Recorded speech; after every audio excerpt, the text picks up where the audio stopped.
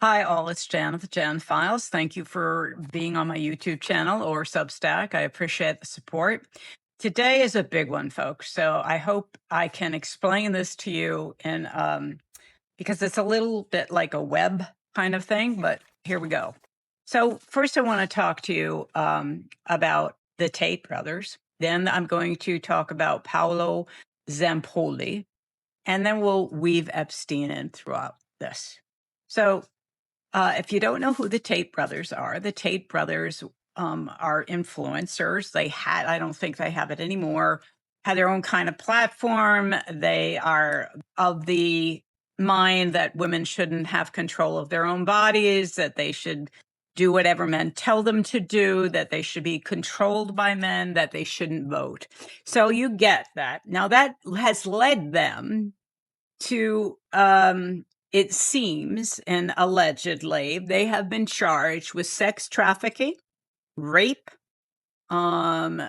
physical abuse, and let me see if there's anything else there. Actual body harm, controlling prostitution.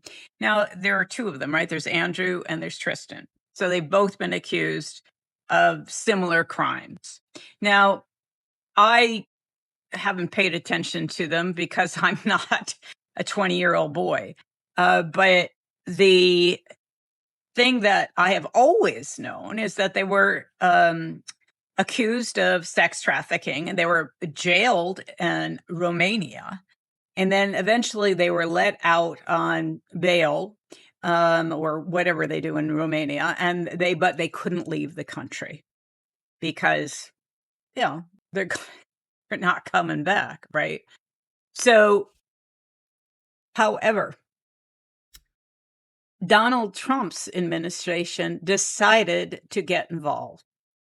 So when they were like released within Romania, Donald Trump sent, or let me put it this way, the Trump administration sent Richard Grinnell there to ask them to give the Tate brothers their passports back. He went and did this at the same time J.D. Vance was there for a meeting. There is no disputing this. Everybody says this happened. So this is not like, oh, I'm saying something. These are the facts. And as we know, a few days later, they were given their passports and off they went to Fort Lauderdale, Florida. Now, I can't even remember whether I told you they're British American citizens. They have 2 passports and they were able to come back to the United States. So that's who the Tate brothers are. They are not convicted of anything at this point, to my knowledge, but they certainly have been accused. Now, on top of Romania, the UK has also filed many charges against the Tate brothers. In 2025 May, there were 10 charges against Andrew and 11 charges against Tristan. However, this month, 2026, were new charges brought. And it was 42 total charges. And that was just Andrew alone, 17 for Tristan. So it's combined 59 charges. This does not include Romania. Okay. So we're talking about 59 charges. So this past weekend on the 18th, the Tate brothers were arrested in Miami because the UK wants them to come back. They have asked for an extradition of these 2 guys to the UK. Will it happen? Well, we'll see. Given what we know about what the Trump administration did to get them out of Romania and into the United States, it wouldn't surprise me if somehow we stop this from happening. And that, I mean, given what we're learning about the Epstein files, given the roles out there,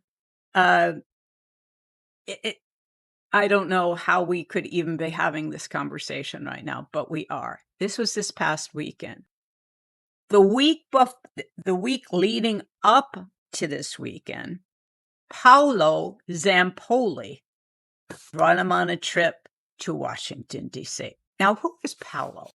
You've probably heard his name because he was the one who has said that he introduced Trump to Melania. So that will tell you that they have been friends for 30 years. Paolo Zampoli is friends with Melania and he's friends with Trump. So much so that he is also now a global ambassador of the administration. Yes, a global ambassador of the Trump administration. So Paolo Zampoli also has a history with Epstein. He so let me go back. Sorry, it's just there's a lot of stuff here. So I don't know exactly when he met Epstein, but he was also Zampoli was in the modeling world. So he was a part of, Epstein's world in terms of, the elite models, Jean-Luc Brunel, all of these people who were in modeling agencies who in some cases were also either prosecuted or accused of raping young women or sex trafficking young women. And so Paolo was part of this world. I'm not accusing him of anything, so let's just be clear about that, okay? One of his earliest girlfriends came through and his agency, which was called ID Models. Her name was Adriana Mushenko.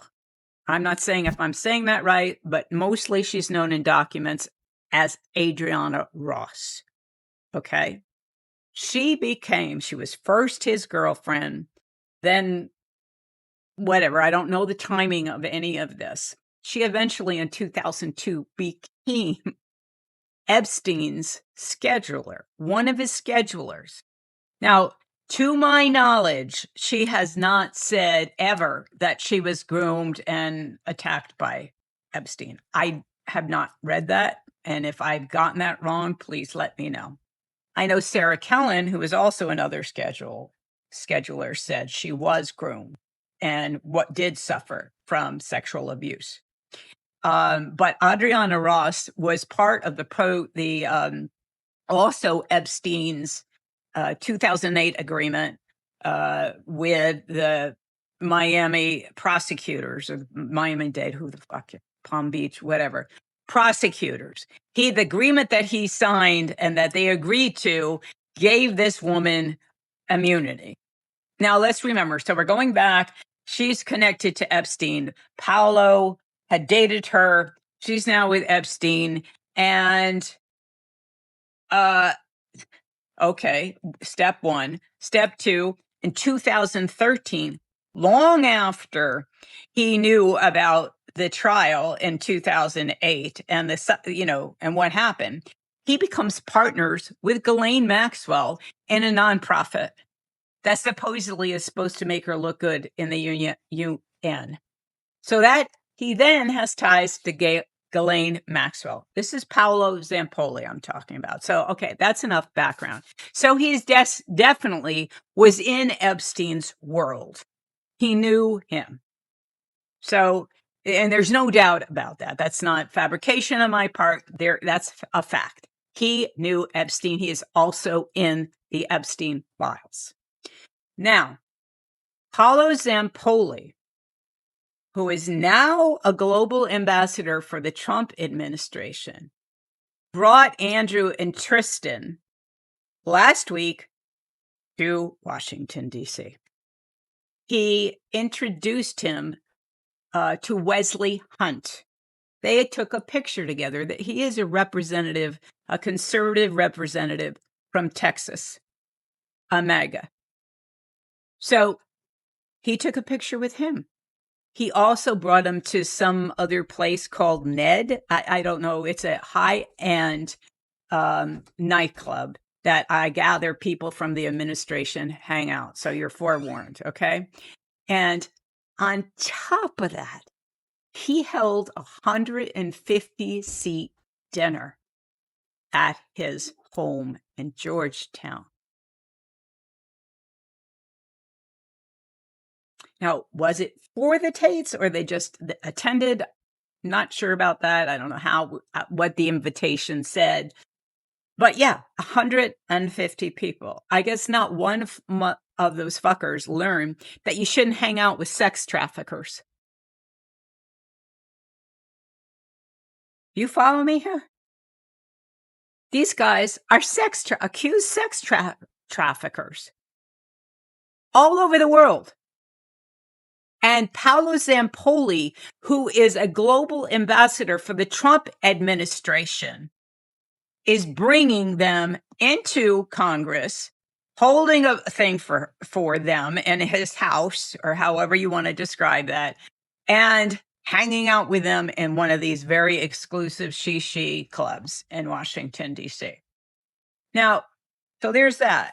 I'm also going to talk to you about the Trump family's relationship to this man, I already told you about Trump's relationship to Zampoli. Now let's go back to the Tates. What is the relationship of the Trump family to the accused sex traffickers, the Tate brothers?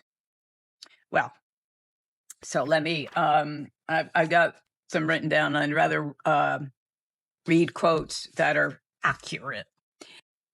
The Tate's own attorney gave a notably pointed statement about the D.C. trip. What I will say is this: Washington knows that Andrew and Tristan Tate's ability to influence the next election is unmatched. That's their attorney saying that, the Tate's attorney. So this is a quote from Tate when he was on X, Twitter, before he was released. The Tates will be free. Trump is the president. The good old days are back. And this is from another attorney. They feel secure in America for several reasons, the primary one being that Donald Trump is the president. And an accurate quote is from Donald Trump Jr. We've got people attacking you. As far as I'm concerned, they just want to silence you. So they're trying to frame this as a free speech issue and not as a sexual trafficking issue. Okay. So this is so much the Trump playbook. It's really about one thing, but they try to make it about another. So what happened this past weekend was that Zampoli, the global ambassador for the Trump, held these things in honor of sex traffickers, alleged sex traffickers. I mean, you can't make this shit up. And the 150 of people were there might find themselves in another version of the Epstein files. We're literally having people from the government host accused sex traffickers, rapists, accused of brutalizing these women. So, folks, this is unbelievable, and everybody should be talking about it, because this goes to show that they don't give a shit. They're doing it in plain daylight, and they just expect not to get caught. And if they are, they'll just pardon people. I mean, that's just what Trump is doing. He's like pardoning anybody who does anything wrong, because they don't have to face accountability as long as they pay him. Right? This is gross. Please make sure that you spread this. And I'll see you soon.